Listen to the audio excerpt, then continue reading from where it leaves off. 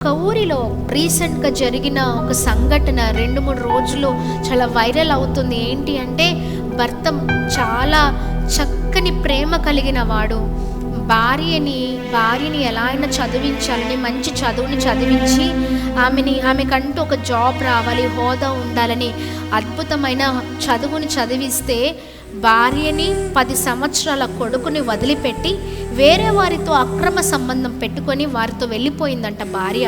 చూడండి, భర్త ఏం చేశాడండి? ప్రేమించడం తప్ప? చెప్పండి, ప్రేమించడం తప్ప అండి? ప్రేమించాడు, నా భార్య కదా అని అనుకున్నాడు భర్త.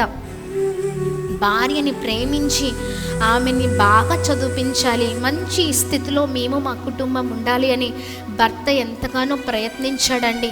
ఆమె కోసం, తన కుటుంబం కోసం ఆరాటపడి ఉన్నారు. చాలా అందంగా ఉన్నారు ఇద్దరు, అందమైన కుటుంబం. చూడండి, ఆమెకి గర్వం వచ్చేసింది. ఏంటంటే, చదువు అనే గర్వం వచ్చేసింది. ఒకప్పుడు చదువు లేదు, చదువు చిన్నది. భర్త ఎంతో కష్టపడి కష్టార్జితంతో భార్యను చదివిపిస్తే ఆ గర్వం ఎలా వచ్చేసిందంటే, ఇంకా నాకు ఎలా అయినా మంచి హోదా, ఉద్యోగము అన్నీ ఇంకా నేను నా ఓన్గా నేను ఏదైనా చేయగలుగుతాను అనుకుంది.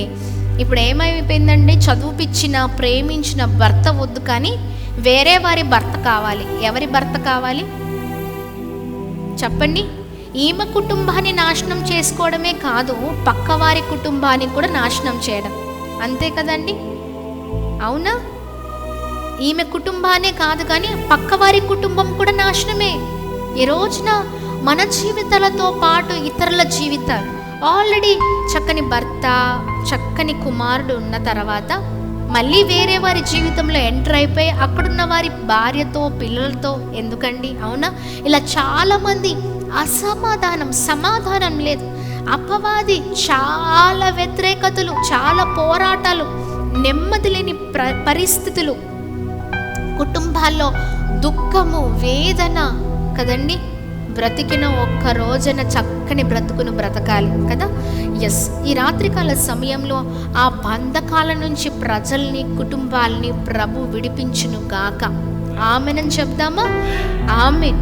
ఈ రోజున కుటుంబాల్లో సమాధానం లేదు, సఖ్యత లేదు, చాలామంది కుటుంబంలో నెమ్మది లేదు, పోరాటాలు, ఇరుకులు. అపవాది ఎక్కడ ఎవరిని మృంగుదనా అని, ఎవరి జీవితాన్ని నాశనము చేద్దామని అపవాది ప్రయత్నము. ఈ అంత్యకాల దినాల్లో ప్రార్థన పరులు లెగాలి. ఆమెన్. ప్రార్థించే కుటుంబాలు లెగాలి, సమాధానంతో నింపబడిన కుటుంబాలు లెగాలి, నెమ్మది కలిగిన వారు దేవునికి ఉండాలి అండి, దేవుని కొరకు బ్రతకాలి. ఆమెన్. దేవుని కొరకు నిలబడదాం. చూడండి, ఈ రోజున అలాంటి పోరాటాలతో, ఇబ్బందులతో, ఇరుకులతో, కష్టాలతో ఉన్న వారి కొరకు భారం కలిగి ప్రార్థన చేద్దాం. ఆమెనని చెప్దామా? Amen. Praise the Lord. Hallelujah. దేవుని నామానికి మహిమ కలుగును. గట్టిగా చప్పట్లు కొడుతూ ప్రభు నామాన్ని అందరం కలిసి మహిమ పరుద్దాం. Praise the Lord. ఈ రోజున అదే పోరాటముతో మీ కుటుంబం ఉందేమో, ప్రార్థనలో ఏకీభవించండి. ప్రార్థిస్తూ ఉండగానే నీ భర్త మనసు మారిపోవును గాక, భార్య మనసు మారిపోవును గాక, పిల్లల మనసు మారిపోవును గాక. నీకు వ్యతిరేకంగా రూపింపబడుతున్న